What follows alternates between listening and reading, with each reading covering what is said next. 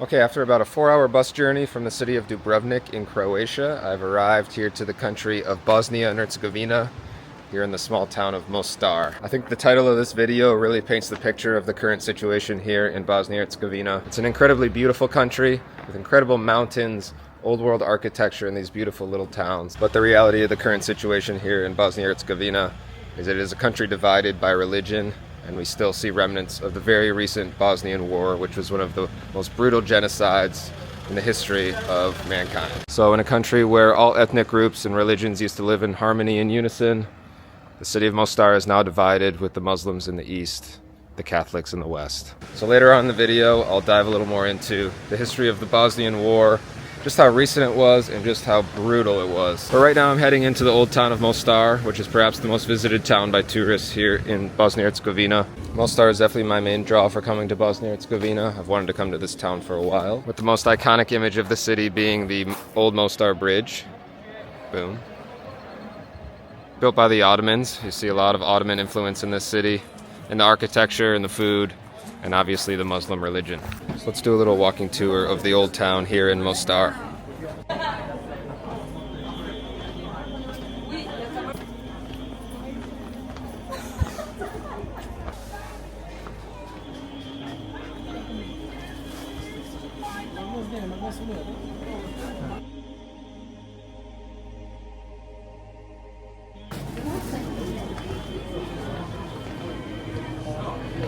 As you can see, all the day tours from nearby Dubrovnik or Kotor, Montenegro come and fill up the town during the day. But everyone does just flock to the old bridge here, which is the UNESCO World Heritage Site. Let's keep moving.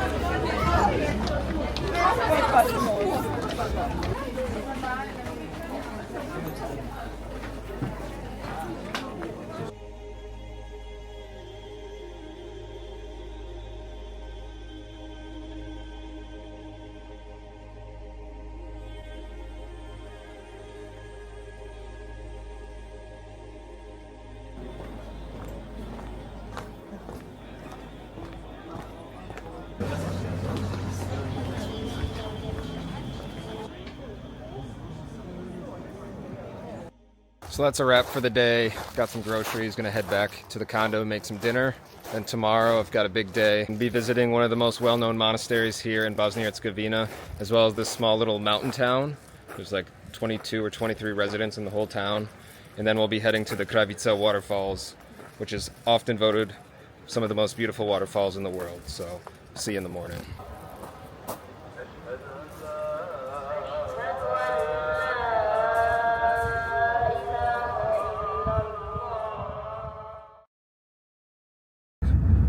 Past war, the Croatian army used that to be the main sniper tower of them.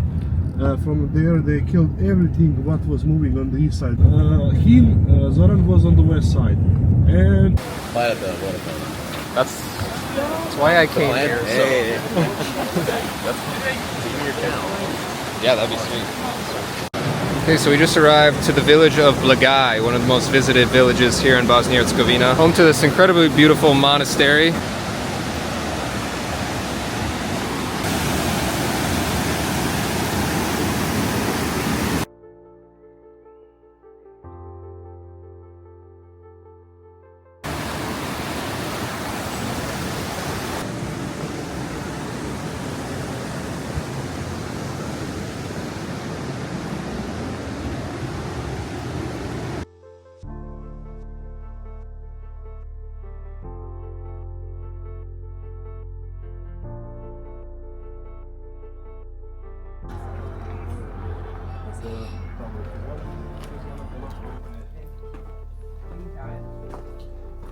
Alright, we just arrived to a town with this name that I can't pronounce. It's a total of 27 residents left in this town.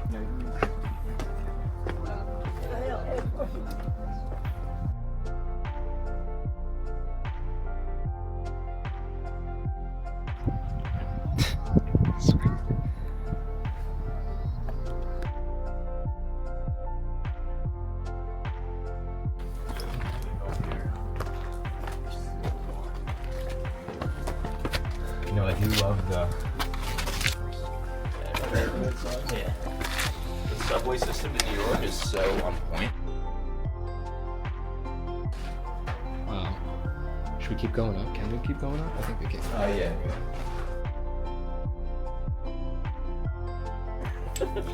Right. When you lose your phone, it's a big deal now. Yeah.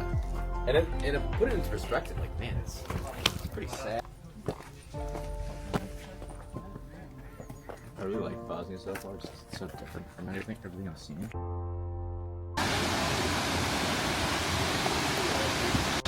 Okay, we have arrived at Kravica Waterfall, one of the most beautiful waterfalls on earth.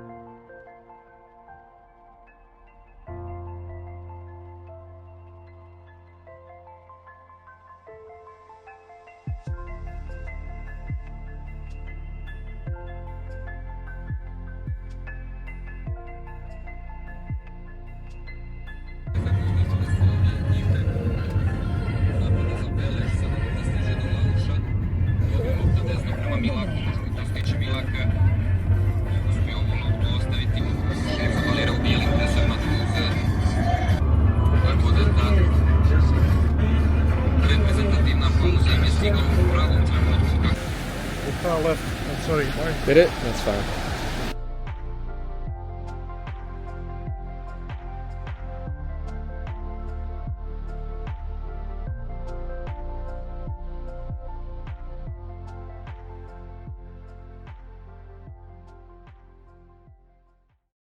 Okay, here's a look at the condo I'm renting out here in Mostar. Bathroom with a washing machine. Beautiful living room, a TV. Even have a little kitchen. I'm gonna cook some food tonight. Look at the balcony. Beautiful views of the surrounding mountains. And my own private bedroom. It's such a comfortable bed. So I typically don't ever rent out a condo or apartment anywhere I travel to, but this was only $25 US a night. So I had no choice. And also, check it out. My neighbor just swung by and dropped off some donuts. So far in my experience here in Bosnia, I've definitely found the Bosnian people to be the friendliest, most welcoming in all of the Balkans. So hospitable. So today I'm going to head to the War and Genocide Museum here in Mostar. Kind of give you an idea of just how wicked and violent the Bosnian War was here less than 30 years ago. So that's in my lifetime. And then I plan to walk around the city, kind of show you just how serious the division is between the Muslims and the Catholics, and show you some of the remnants of this war.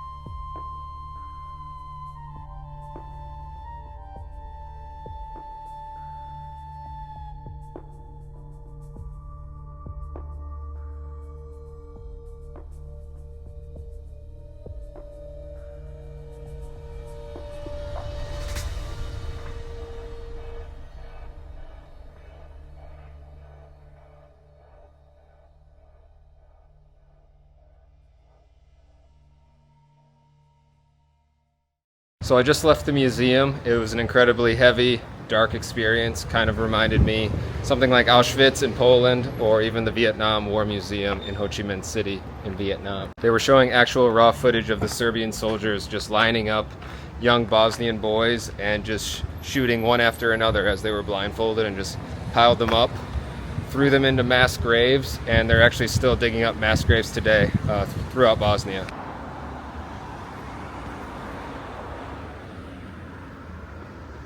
And for some of the Bosniak Muslims that weren't just killed by the Serbian military, they were actually forced to wear the uniform of the Serbian military and carried around fake wooden guns, literally just a carved piece of wood, just to hide the fact that they were imprisoned by the Serbian forces. So I said earlier that Mostar is a city divided by religion, and this is actually the main street that divides the two religions, with the Muslims on the east where I'm standing, and then the Catholics on the west. I've been spending the majority of my time on the east side, which is majority Muslim, and as you can see here on the east side is where all the money is. So you have the modern buildings. The city's mayor is actually from the west side. He's Croat Catholic, which makes the city even more divided. And like I said, all the money goes into the west side. So that side of the city is being rebuilt. So you see all these cranes you do not see on the Muslim east side. So this side remains covered in bullet holes, and you can still see that there was a very, very recent war here. So you see all the modern buildings, all the construction rebuilding the city, and on that very street, just on the other side of the street, buildings remain in ruins, covered in bullet holes. Wild.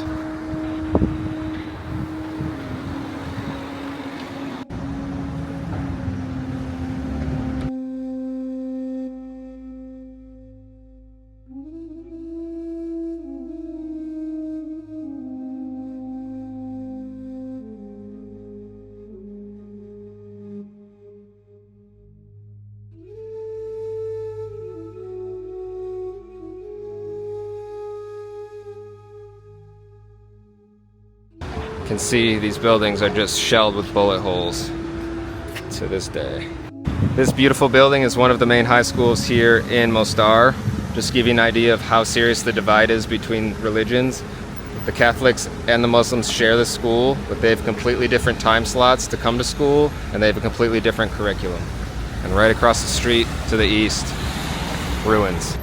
This is what they call the Mostar Sniper Tower. It was originally supposed to be a bank, but it was set to open right when the war began. So the Croat Catholics used it as their highest vantage point, as their sniper tower over the lower east side, where they spent multiple years just shelling off on the Muslims. I actually went and snuck into the sniper tower with a few friends the other night, so I'm gonna roll the footage of that, and then that'll be the end of my time here in Mostar, and then tomorrow I'm gonna hop on a bus to the capital city of Sarajevo, which also has quite a crazy history. So I'll see you in Sarajevo.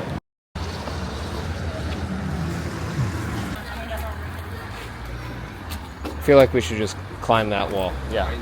Nah, let's do that mistake. It's so sketchy looking. I love that.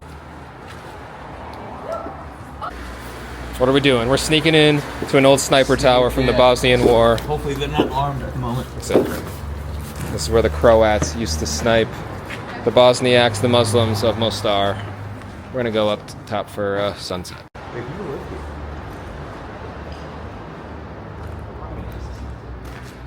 We've missed it.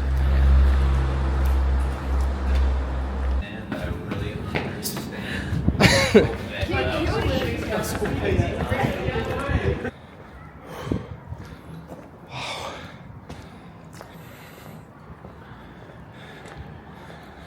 Crazy.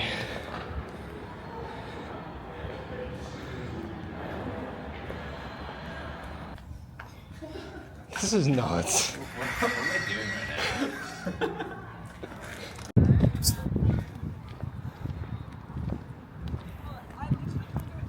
Wow.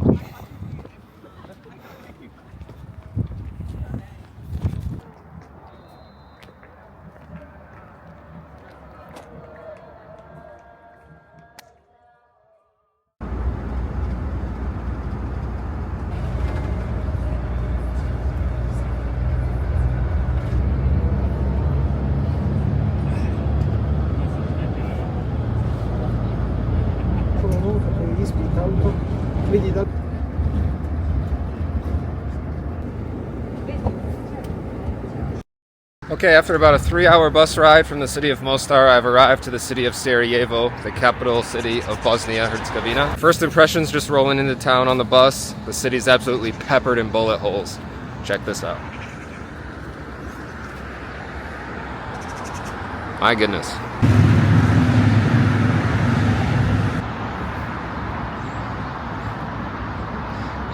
Covered in bullet holes.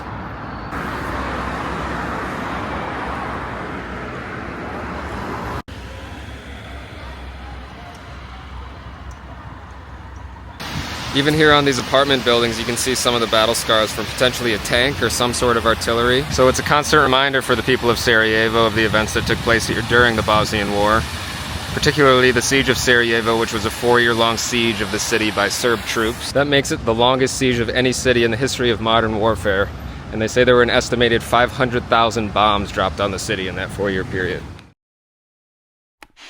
Colorful and diverse as the world itself, the Olympic Games begin. 50,000 spectators, 15,000 athletes, 49 nations together in peace. I would like to thank the organizers and the people of Yugoslavia for the great efforts they have made in organizing this 14th Olympic Winter Games here in Sarajevo.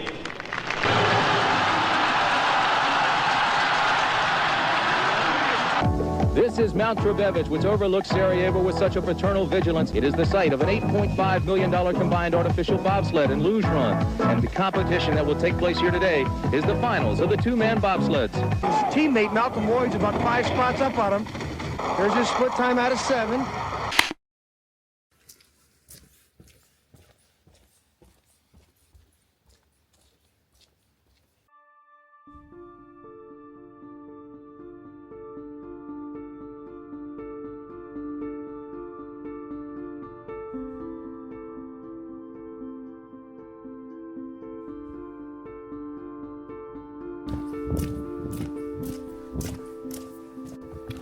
So for those of you that don't know, Sarajevo actually hosted the Olympics here in 1984, which was a huge moment of prosperity for the country of Yugoslavia. I'm here exploring the abandoned bobsled track that was used in those Winter Olympics in 1984. Less than 8 years after the Olympics were hosted here in Sarajevo, this bobsled track was used as an artillery point for the Serb forces in one of the most violent, gruesome wars in human history. So now I'm here in Sarajevo in the year 2024, and the bobsled track remains untouched.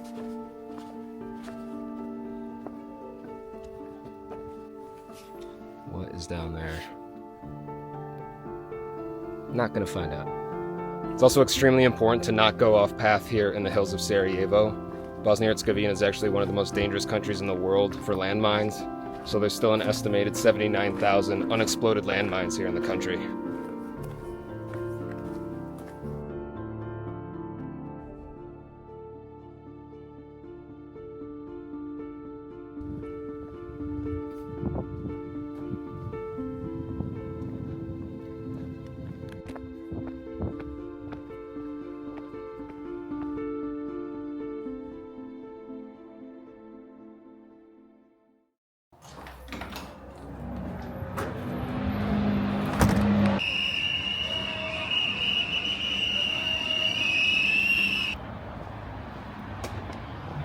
Okay, it's an absolutely beautiful day here in Sarajevo. It's actually my last day in the country of Bosnia Herzegovina. Right now I'm on my way into the city center, so I've kind of talked about the war and the aftermath, but I'm going to show you just how beautiful this city really is and just how fascinating this city is.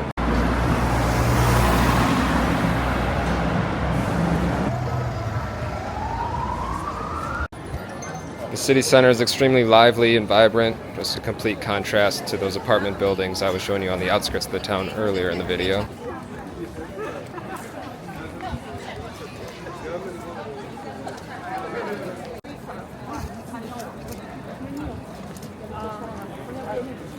Sarajevo is truly a city where East meets West. It's one of the most multicultural cities in the world. In fact, it's one of the only places in the world where you'll find Catholic, Muslim, Jewish, and Orthodox all living in the same place, sharing a city.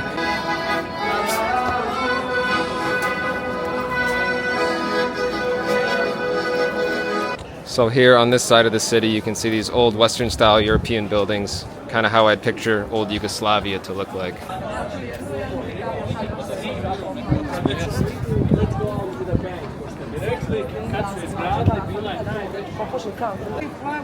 Once we cross into the east side of the city, we see the direct influence of the Ottoman Empire. Completely different world from that other side of the city.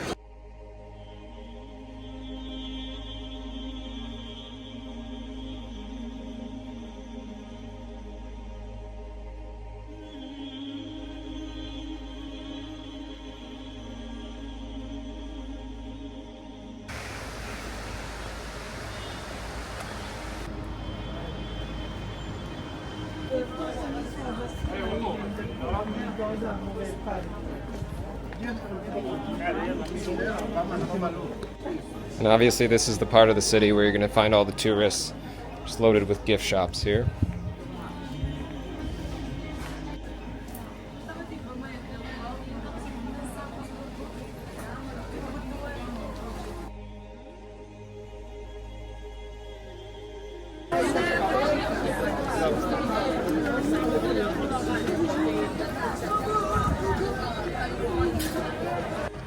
And this bridge here isn't super beautiful or anything, but it is one of the most popular sites here in the city of Sarajevo.